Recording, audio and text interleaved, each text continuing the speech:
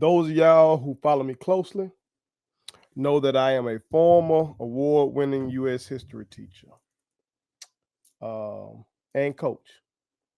Basketball, track. Try to forget that I coach baseball. But one of my young boys, one of my former students, once said to me, "Hey, coach, why don't you, do some videos where you, teach like you taught us?"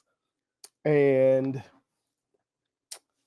I can't remember my response to him, but I know I ended up not doing it. I might have said I didn't have time. I may have thought that there wasn't a market for those videos. I don't know.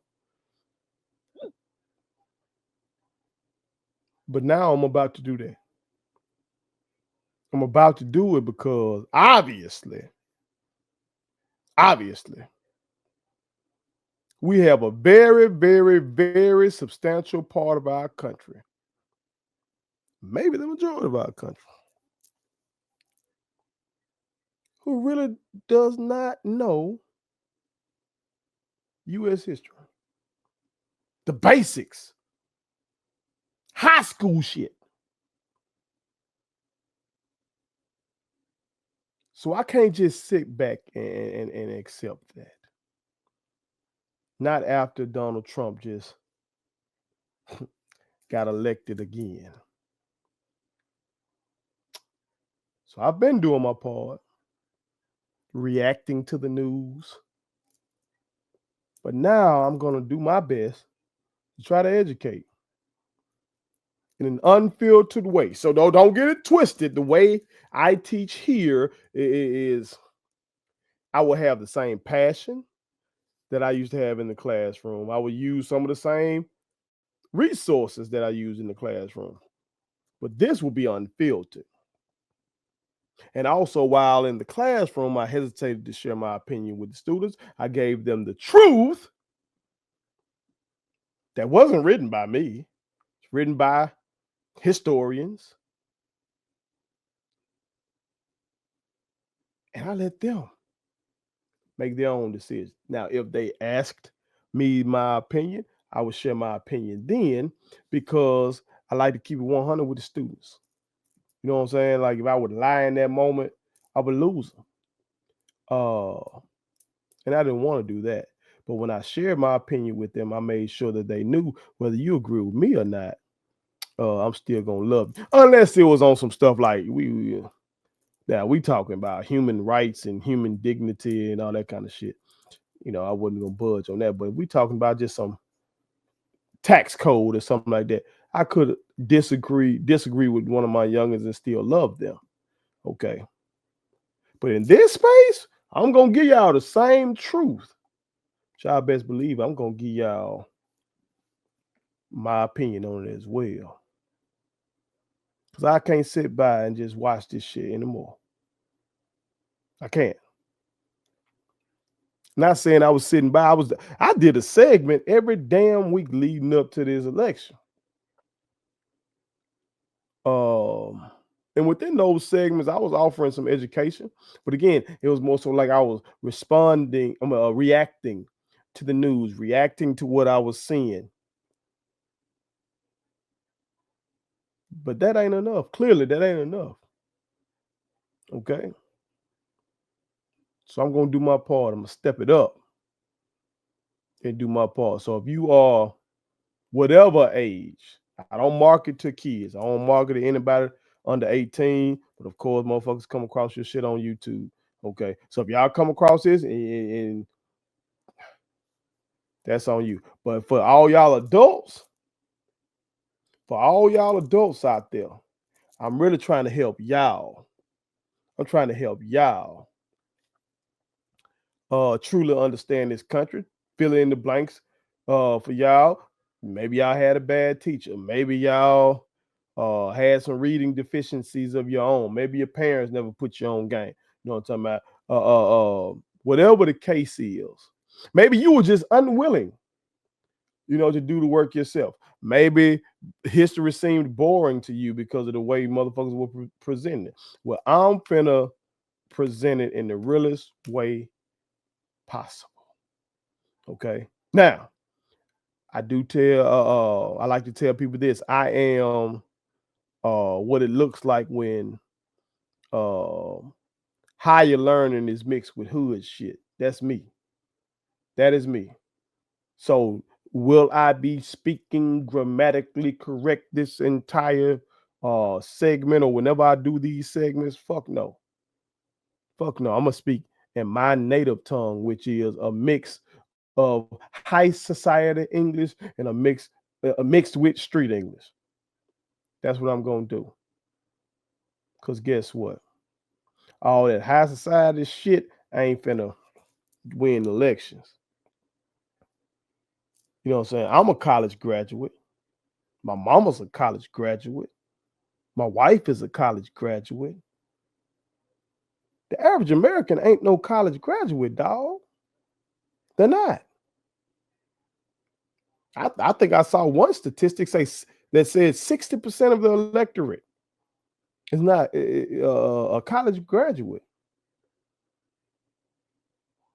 So we got to be able to break this shit down for the average American in a way that they can understand and really get that shit. And I think I'm better at that than anybody in the United States of America. I really do. Again, I didn't write this shit. Even the slides that I'm going to use and show to y'all, I didn't make those slides. These slides came with the textbook I used to teach out of. But I was thinking yesterday, I said, shit, I'm like Whitney Houston. She might not have written many of those songs that went on to be hits for her, but nobody else could deliver that shit like her. That's me. So I didn't make the slides that I'm about to present to you. I've read the books, like the textbook that went along with this. Oh shit, I read that motherfucker 4 times. Just that book. That ain't counting the 1, 2, 3 other U.S. history textbooks that I've consumed. Staying sharp and all the other shit that I've watched and all the other shit that I've read, the actual primary sources and stuff like that. I do this shit. Okay?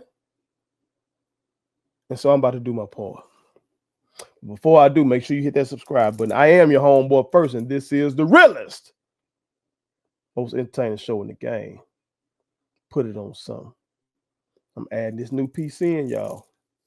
So I need y'all support on this. Okay? Hit that subscribe button, hit that like button, hit that share button, put all your people on it. If you know some folk out here that need this information to become a more informed citizen, put them on this shit. Okay?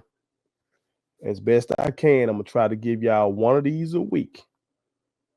Taking y'all from 1877 to the present, because that's what I was tasked with. Okay, I had to teach U.S. history from 1877 to the present. Now, if you need to catch up on early American history, American Revolution shit, and coming on up through slavery and Civil War and all that kind of stuff, please seek that out.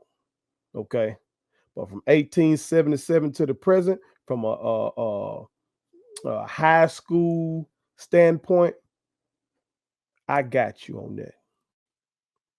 I got you. So let's get into this. All right, the way we run with this, usually I will start with a review question, but I haven't taught y'all anything yet. Okay, haven't taught y'all anything yet. But going forward, once we get some lessons under our belt, I'll be giving y'all a review question, just to test your knowledge and see if you are retaining the information. Okay. So we're going to skip that today, and we're going to get on into the topic that is at hand, and that is the industrial age. Okay, the late 1800s can be called many things. Okay, it can be called the imperial age, which we'll talk about that. Okay, it can be called the gilded age. We'll talk about that. Okay, but we're going to start with the industrial age because we're going to talk about this money. I know whoever you are, wherever you are, you're concerned about the economy, you're concerned about money. Okay. And I want y'all to know how this country industrialized. Okay. And when I say industrialized, what I mean by that is, how did this country go from being a country where most motherfuckers live on farms, where most motherfuckers living in rural settings, living in the country? How do we go from that to a country where people living in cities and people working in these factories, and you went from more than likely the clothes that you're wearing being made by your mom or your aunt or your grandmama or something like that, in the table that you were sitting at being made by your pops or somebody, you know what I'm talking about, to you going to purchase these things and they're made at factories. How did this change? We're gonna talk about that. We're gonna talk about the effects of it, okay? How did people and how that drove people from living in the country to start to live in cities, and how that greatly changed our country and made us a rich fucking nation. Okay. The industrial age, the late 1800s. Okay. 1870s, 80s, 90s. Okay. A little bit of the early 1900s. We getting into that. All right. All right, y'all. So, game plan for the day. We want to be able to analyze the factors that led to the industrialization of the United States in the late 1800s. We want to be able to explain how new inventions and innovations changed Americans' lives. And we want to be able to describe the impact of industrialization in the late 1800s. Okay. So, make sure y'all on your game. Make sure you're on your shit. Okay. Remember, I will be reviewing as we continue on with the course. You feel me? Now, vocabulary is key.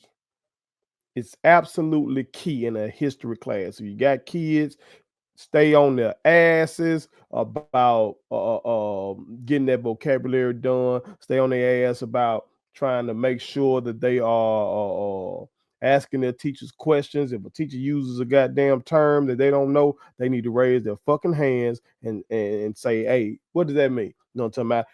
When you're watching this, if I say something that you don't know, I'm gonna do my best to give you the definition. You know what I'm talking about? But let's say I don't. Hell, look that motherfucker up. Look it up. Okay. Because I want you to know what the fuck is going on. Okay. But vocab is going to be key to everything we're doing. Okay. So some of the terms you may see in this particular section, we talk about entrepreneur, people who invest money in a product or enterprise in order to make a profit. These are the hustlers. These are the risk takers, the folks that's out there trying to get it. Okay. Like me, I'm an entrepreneur, I'm a business owner. Hey, I own IG Entertainment. I own Statement Tees LLC. Okay. That's IG Entertainment LLC too, by the way. Okay. I'm in the educational consulting business. You feel me? Like, I actually got a basketball training business as well that I just don't have time to really do it, called Greatest You Training. So I am an entrepreneur. You may be watching this and you may be an entrepreneur. Okay. These are the folks that take the risk. All right. Protective tariff. There's been a lot of talk about tariffs this election season. And clearly,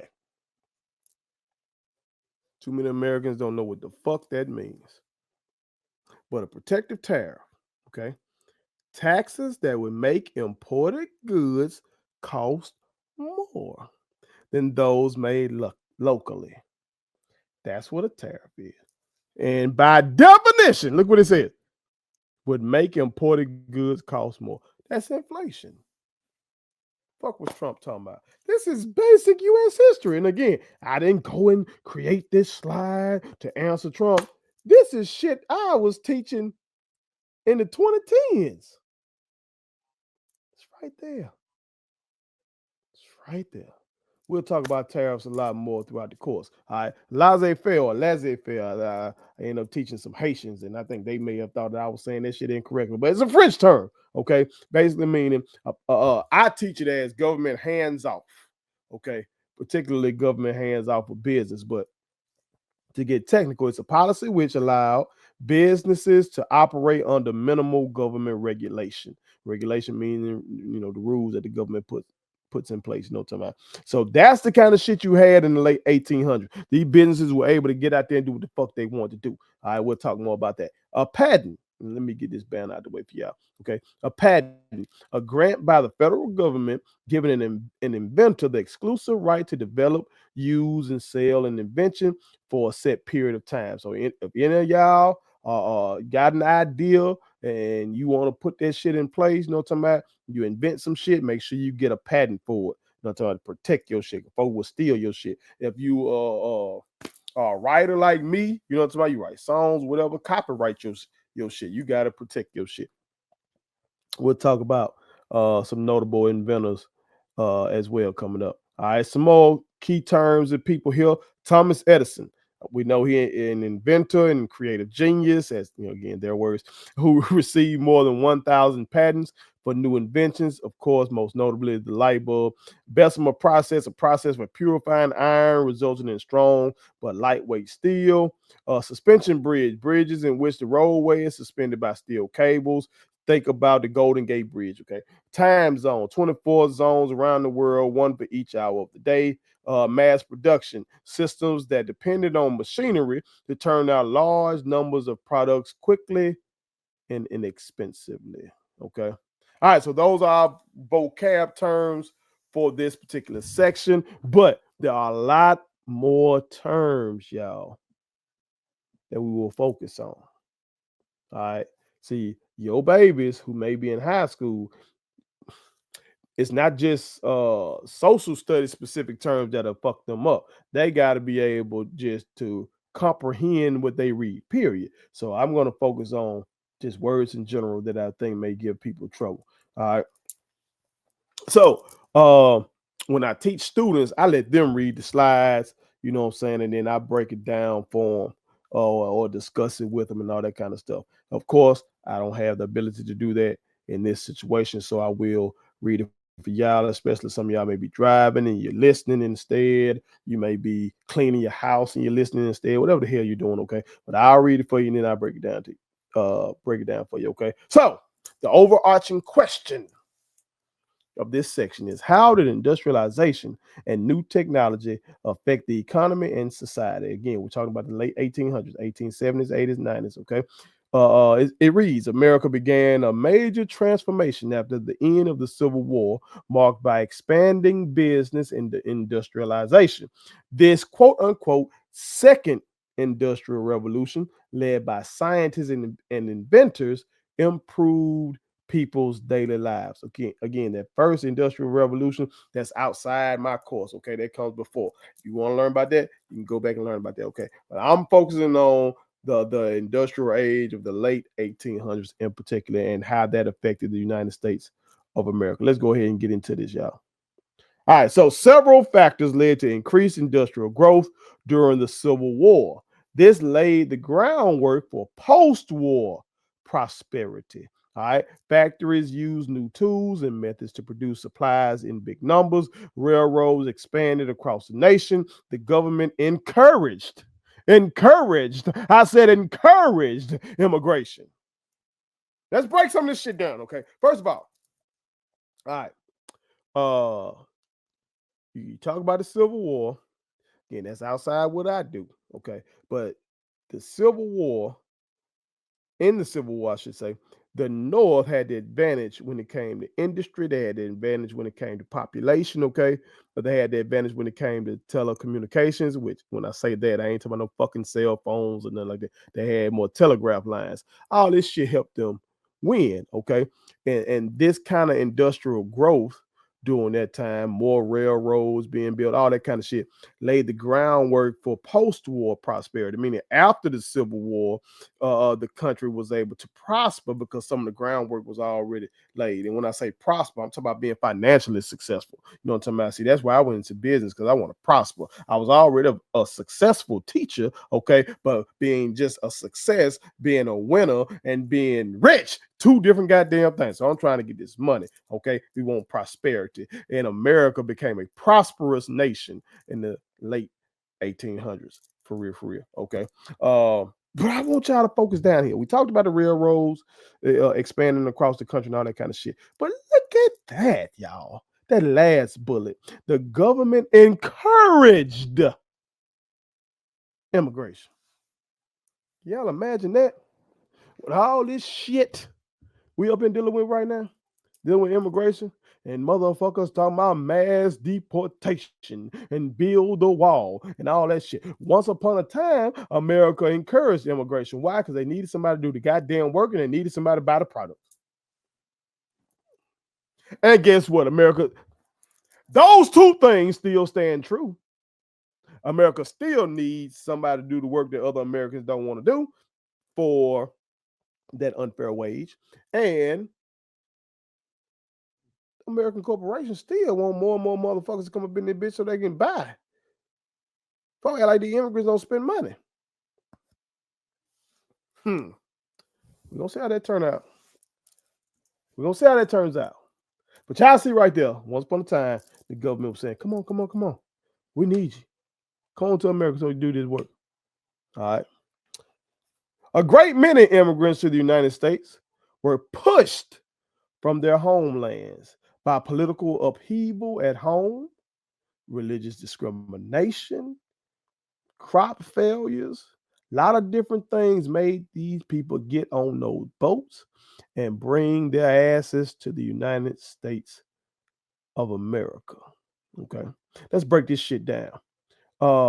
Let's talk about push factor versus a pull factor. Okay, can you see this slide using that term push? Okay, a push factor is anything that makes you want to leave a particular place. Okay, so this slide shows you a number of push factors. It shows you a bunch of things that were going on in these immigrants' countries that made them want to leave that country and come to America. Okay, that's a push factor. That usually when I teach this, I use my humor to teach it to the kids. All right.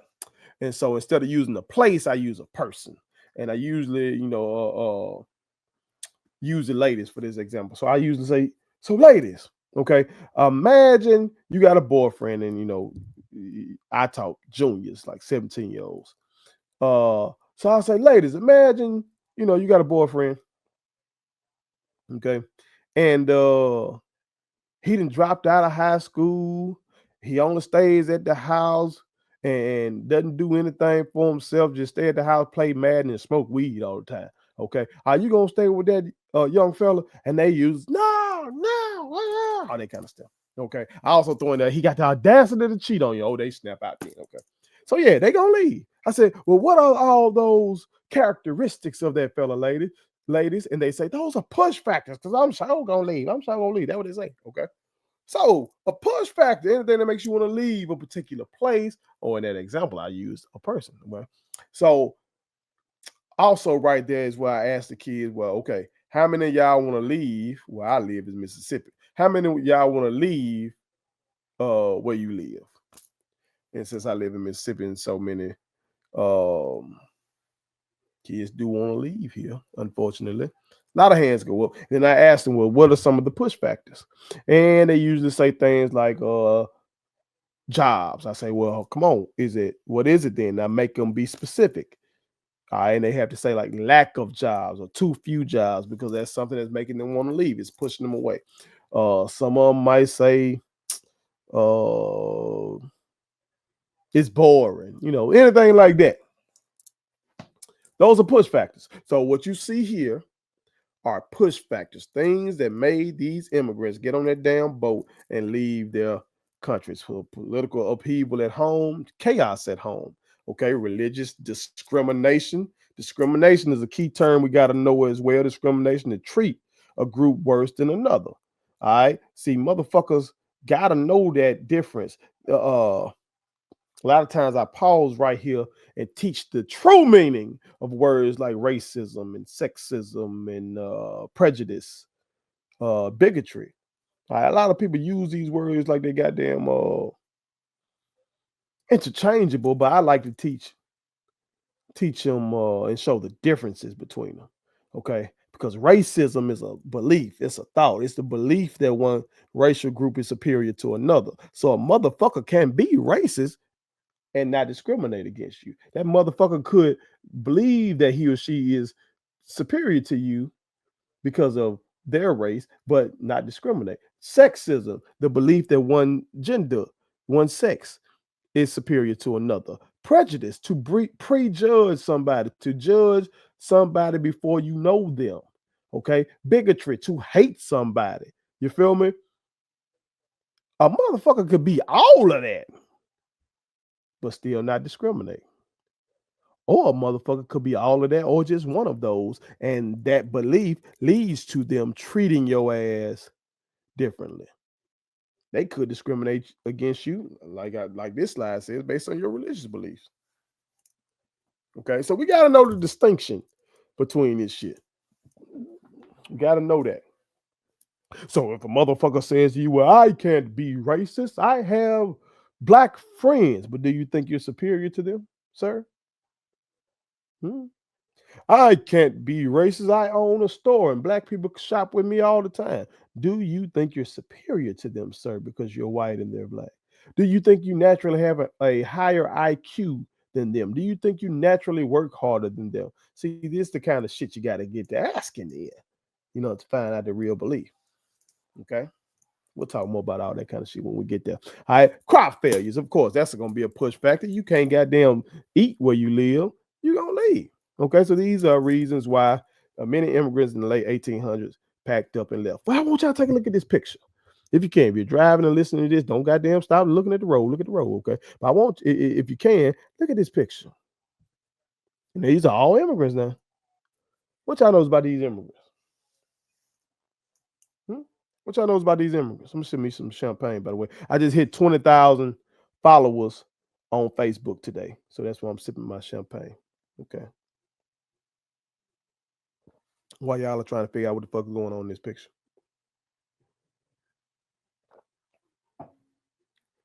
Hope y'all notice you don't see a Mexican in sight, do you? See, when I say immigration, and I'm talking about the late 1800s, y'all need to have a white person in mind. This country is a majority white country because they have been the primary immigrants to America. White people have. Okay. That's why you see them on that boat like that. All right. So when folks be saying we're a nation of immigrants, that is largely correct. Unless you're talking about the Native Americans and unless you're talking about most of us black people who were brought here as our ancestors brought here as cargo. Get me started on that shit. But yeah, a lot of these folks just, I guess, don't know, or they forgot, or they just choose not to acknowledge that their ancestors were immigrants themselves. Coming over here not knowing the language, leaving fucked up countries and looking for a better life. But that's the truth. Let's go. The American system of capitalism is one in which individuals own most businesses. Okay. These entrepreneurs invest money in products in order to make profits. Entrepreneurs fueled industrialization in the late 1800s. They benefited from laissez-faire policies, which allow businesses to work under minimal government regulation. That's very important that we remember the term capitalism, okay? Because later on in the course, when we get to discussing capitalism versus socialism versus communism and all that kind of shit, all that's going to come into play, okay? But for right now, let's focus on capitalism. And you see, it's an economic system in which individuals, the people, own the motherfucking businesses, okay? Us, we, the people, okay? IG Entertainment LLC got my name on it and got my brother Tim G. Jacobs' name on it. Okay. Statement T's LLC, that shit got my name on it. Okay. I am an entrepreneur. I own this shit. All right. We invest our money, put in the work to make the money from the damn work. Okay. That's how this shit works. Now, like I said, during the late 1800s, these regulations that you may have heard Trump say we need to get rid of, the regulation that you may have heard Kamala Harris say we need more of. Like when she was saying we're gonna go after price gouges, she was talking about she was gonna regulate them motherfuckers and get them in line, put some rules in place so they can't do that. Well, in the late 1800s, as you can see here, there was minimal government regulation. And that's gonna allow those business leaders back then to really run wild. Okay. I would say today, tech is kind of like that, particularly social media. Like social media is still kind of the wild, wild west. Like it's still largely unregulated. And you seeing a lot of folks make a buku of money off of that shit too. But that's how that was norm in the late 1800s. The motherfuckers were just doing whatever they wanted to do. and we'll talk about some of those industrialists uh, probably next week. Now, these are some of the major inventions of the 1800s, okay, and some of the major inventors of that time, okay. Now, I also got some mid 1800s in here as well, okay, or the motherfuckers that made the slides. They gave you Samuel Morse, who invented the telegraph in 1844, Elias Howe with the sewing machine, 1846, Elijah Otis. I know that shit looks like Elisha. I had to look it up one time myself, but Elisha Otis, safety elevator. Ever win the elevator? You see Otis elevator? Okay, I guess they come back to him. 1852, Thomas Edison light bulb. 1880, we'll talk about more about him momentarily. Granville Woods, steam boiler. 1884, and yes, Granville Woods was a black man. But let's get to this real quick. Thomas Edison. All right. Thomas Edison was the most prolific inventor of the era. He and his team of workers developed the light bulb, the phonograph, the motion picture camera, and hundreds of new products. And the black man, if I'm not mistaken, helped him out with that invention of the light bulb as well. I've seen that somewhere. Okay. But let's focus on Edison. Okay. Because this motherfucker got stupid stinking rich off this shit. Okay.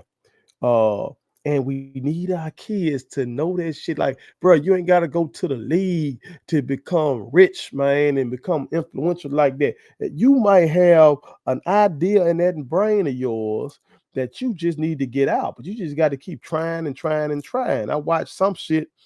It might have been America, the story of us.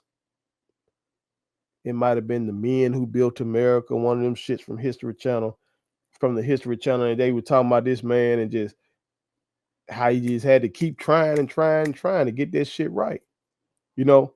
So we need our kids, man, to have that mindset, bro, of using their creativity for more than just rapping and hooping and playing football and shit like that. You know what I'm talking about? You know, if your ass is naturally brilliant in math and science, man, just keep trying that shit. Just do shit. You know what I'm saying? You never know what the fuck you'll come up with.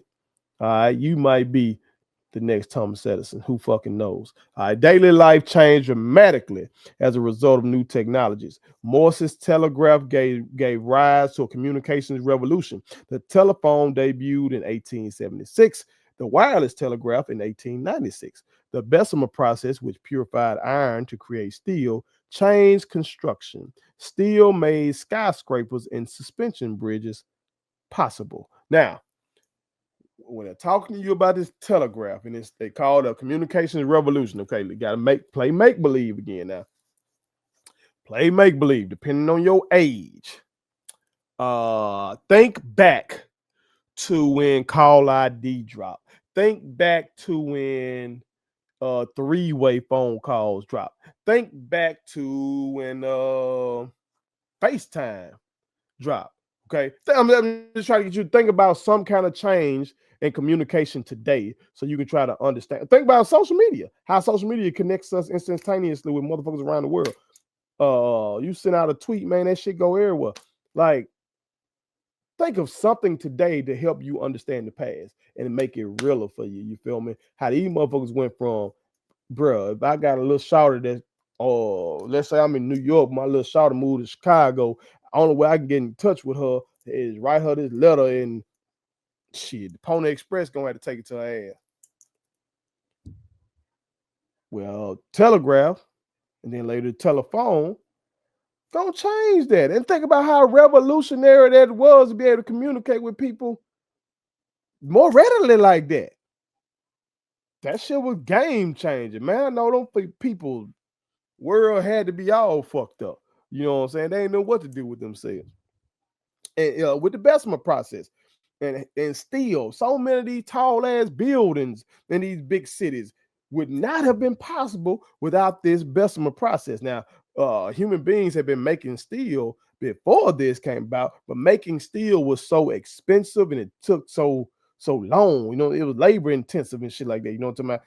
But this made it. This process made it to where they can make steel more easily and more cheaply. And see, that allowed them to start making these big ass buildings and making suspension bridges, which, you know, without these goddamn bridges, If your ass live on this side of town and the work is over here, shit, how the fuck you gonna go there? Like, we take so much of this shit for granted, bro.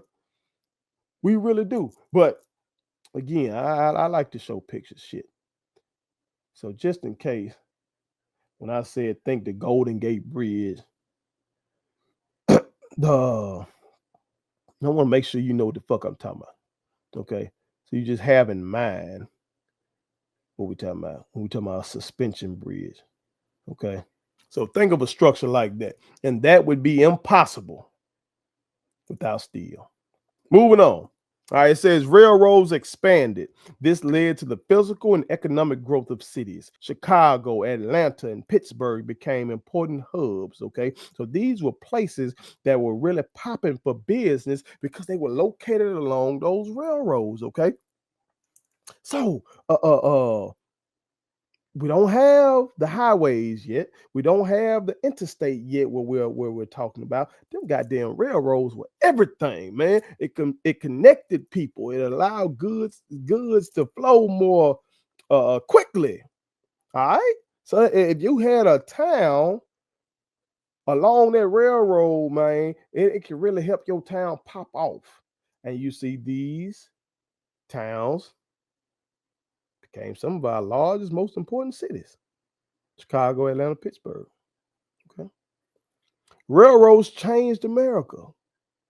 On the one hand, they encouraged innovation. They encouraged motherfuckers to do shit in new ways. Okay. Air brakes were invented in 1869. Refrigerated cars were invented to transport food. Okay. So fucking food won't spoil and shit. Time zones were set. Think about that.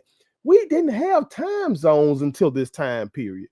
The railroads are the reason that we have time zones and that I live in the central time zone and you might live in the east. The world was not broken up like that. You know what I'm saying? Like, we look at the world and just think it's always been a certain way, but it was not like that. Okay. The railroads really changed the game, bro. Okay. They led to the growth of industry. Businesses obtain raw materials easily. All right. So, like, let's say you got a textile factory, like you make cloth and shit and up north, but you trying to get the cotton from down south. But shit, them railroads connecting your ass now, and you can, get the cotton quickly up there, get it to your textile mill, make the cloth. Now we get into some money. Okay. Also, the railroads allow people to sell products to people far away. See, if you can't get the work to somebody, goddamn, there ain't no use of having the work, is it? That's limiting your hustle. That's limiting your market. So now with the railroads, you can get their work off throughout the nation. I'm telling you, railroads changed the game. Let's keep it moving. America exported grain, steel, and textiles in huge amounts. It became a world economic power. Okay. Mechanization of farming meant fewer farmers were needed to produce food. Okay, so that was a consequence as well. And so that's going to lead to this. Many Americans moved to cities to find work.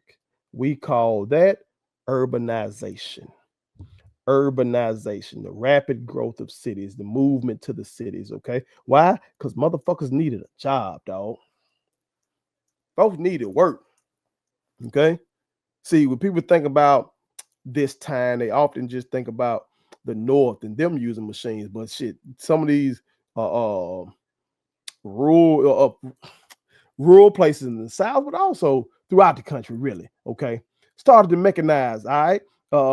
Now in the South, they still largely relied on sharecroppers and like my grandmama picked cotton and stuff like that, but they needed fewer of them. Okay, you needed fewer people to do the same work that you once did once you started getting more mechanization. So, hell, if you lost your job out there on the farm, you still got to eat, don't you? So, folks going to move to the cities, try to work in some of these factories. All right. And let's back up real quick. Let's go back up here to where it's talking about us exporting grain, steel, and textiles and shit.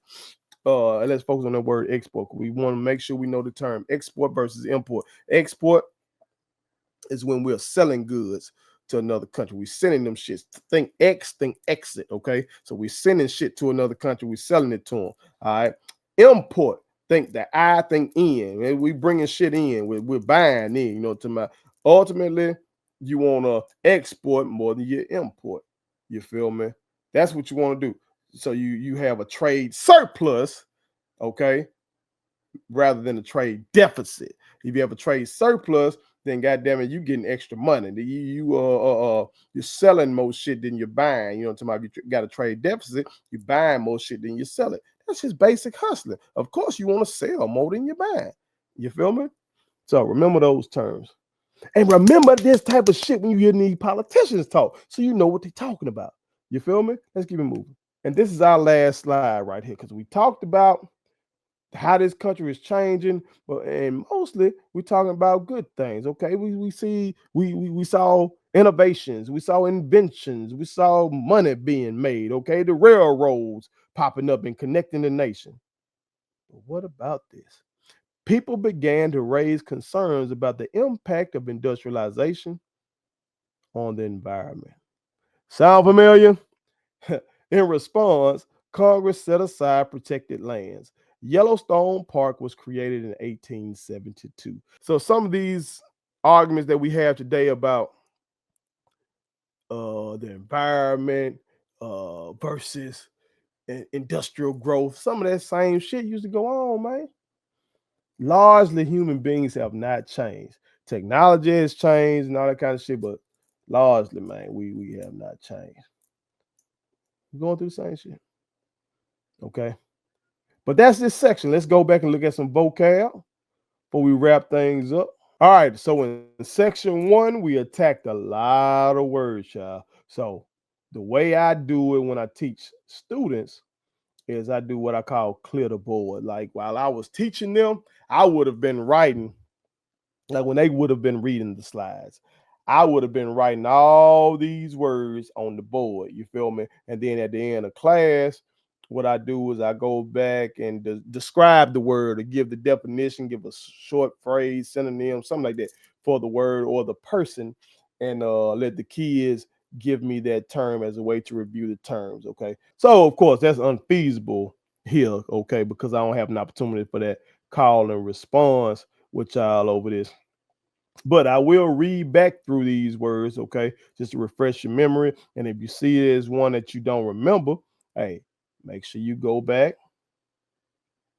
look that motherfucker up, rewind this bitch, listen to it again, do something, okay, and make sure you know this shit. All right, but we talked about entrepreneurs, we talked about protective tariffs. All right, a little bit. I'm gonna touch on that a lot more in the future, okay? I gave y'all the definition of that earlier, but we really gonna talk about that in the future. All right, laissez-faire, patent, Thomas Edison, the Bessemer process, suspension bridges, time zones, mass production, industrialization. Right when we were getting started, I mentioned agriculture, which is farming, agrarian. They're just talking about, you see that type of shit, this thing about farming and rural areas and shit like that. All right, post-war, prosperity, immigration, push factor versus a pull factor, political upheaval, discrimination, capitalism, communism, socialism. Now, I didn't give you all the definitions on communism, socialism. We'll talk about that more later. But just for an easy, very simplistic dichotomy. When we're talking about capitalism versus communism and socialism, just think that the government is going to be way more involved in the economic system when it comes to communism and socialism than in capitalism. Again, we'll talk more about that later. All right. Minimal regulation, skyscrapers, economic, raw materials, export, import, textiles, mechanization. Okay. And I don't know about broke mechanization down. You look at the word, you slick kind of, it should make you think about mechanized. Mechanized might make you think about machine. Like that's what I be telling these kids, you know, what I'm talking about, like look at a bigger word, try to figure out what that word, what basic word that word makes you think about. You feel me? And then you got that bitch. All right, urbanization. You know, it has urban in it. Urban meaning city. Then you got rural, rural meaning country, and national parks. And the national park we talked about was Yellowstone, you know, being created in response to environmental concerns. But that's it for today, y'all. Hope y'all enjoyed it. You feel me? Hope you fucking learned something. Again, this is unfiltered. This is not the same way I teach babies. So don't get your panties in a bunch. You feel me? I don't be up in there cussing and using improper grammar all the time like that. I'm here talking this real shit to y'all. Okay? Because clearly we need it because we have a motherfucker that's headed back to the White House who's a fucking criminal, who's a fucking evil human being. And I can't sit up here and play nice with this information. I got to give it to motherfuckers raw, unfiltered, and uncut in a way that anybody can understand it. That's my way of fighting back. Put it on something.